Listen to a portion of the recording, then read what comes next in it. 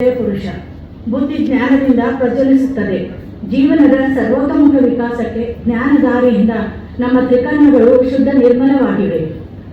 ಪಂಚಾಕ್ಷರಿ ಮಂತ್ರದ ಮೂಲಕ ಯೋಗವನ್ನು ಮಾಡಿ ಚಿಂತನೆಗಳನ್ನು ಹೇಳುವ ಶೈಲಿಯಿಂದ ವಿಷಯಗಳು ಮನದಟ್ಟಾಗಿ ಮನಸ್ಸಿಗೂ ದೇಹಕ್ಕೂ ಆನಂದವಾಗಿದೆ.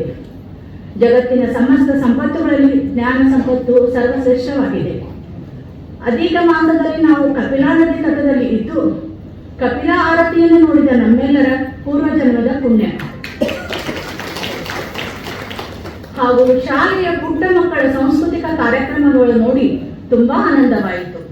ಹಾಗೂ ಕಪಿಲಾ ನದಿಯ ದಡದಲ್ಲಿ ಇದ್ದ ಸ್ವಚ್ಛತೆ, ವಿದ್ಯುತ್ ಹಾಗೂ ಕುರ್ಚಿಯ ವ್ಯವಸ್ಥೆಯನ್ನು ಅತಿ ಸುಂದರವಾಗಿ ಮಾಡಿ ನಮ್ಮೆಲ್ಲರಿಗೂ ದೀಪ ಬೆಳಗುವುದರ ಮೂಲಕ ಅನುಕೂಲ ಮಾಡಿಕೊಟ್ಟಿದ್ದಾರೆ.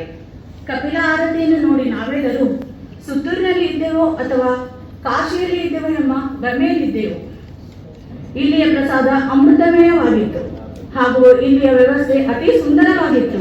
ನಿಜಗುಣ ಶಿವಯೋಗಿಗಳ ತಪೋಭೂಮಿ ಮಲ್ಲೆ ಮಹಾದೇಶ್ವರನ ದಿವ್ಯ ದರ್ಶನ ಮಾಡಿ ನಾವೆಲ್ಲರೂ ಪಾವನರಾದೆವು. ಅಷ್ಟೇ ಅಲ್ಲ, ನೂರಾರು ಜನರಿಗೂ ಏನೂ ತೊಂದರೆ ಆಗದಂತೆ ಬಸ್ಸು ಹಾಗೂ ವೇಳೆಗೆ ಸರಿಯಾಗಿ ಪ್ರಸಾದ, ಟೀ ವ್ಯವಸ್ಥೆಯನ್ನು ಮಾಡಿ ಯಾತ್ರೆಯನ್ನು ಯಶಸ್ವಿಗೊಳಿಸಿದ್ದಾರೆ. ಶ್ರೀ ಸುತ್ತೂರಿನ ಗುರು ಪರಂಪರೆ ಬೆಳೆದು ಬಂದ ದಾರಿಯನ್ನು ಒಂದು ಚಿಕ್ಕ ಚಲನಚಿತ್ರವನ್ನು ನೋಡಿ 24 ಜಗದ್ಗುರುಗಳವರ ದಿವ್ಯ ದರ್ಶನ ಆಯಿತು.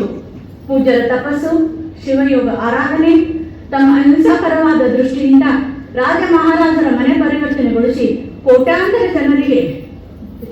ಜನರ ಪಾಲಿಗೆ ಬೆಳಕು ನುಡಿದ ಬೃಹತ್ ಸಂಸ್ಥೆ ಇದು. ಇಂಥ ಸಂಸ್ಥೆಯಲ್ಲಿ ರಾಜ್ಯಾತಿಥ್ಯ ಪಡೆದ ನಾವೇ ಧನ್ಯರು. ಈ ಶಿಬಿರ ನಮ್ಮೆಲ್ಲರಿಗೆ ತವರು ಮನೆ ಆಗಿದೆ.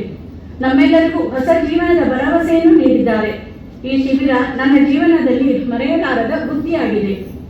ಇಲ್ಲಿ ಇರುವ ಎಲ್ಲಾ ಸಂಚಾಲಕರಿಗೂ, ಅಡಿಗೆ ಮಾಡಿ ಬಡಿಸಿದ ನನ್ನ ಅಕ್ಕ ತಂಗಿಯರಿಗೂ, ಅಣ್ಣ ತಮ್ಮಂದಿರಿಗೂ ನಿಮ್ಮೆಲ್ಲರ ಪರವಾಗಿ ಅಭಿನಂದನೆಗಳನ್ನು ಸಲ್ಲಿಸುತ್ತೇನೆ.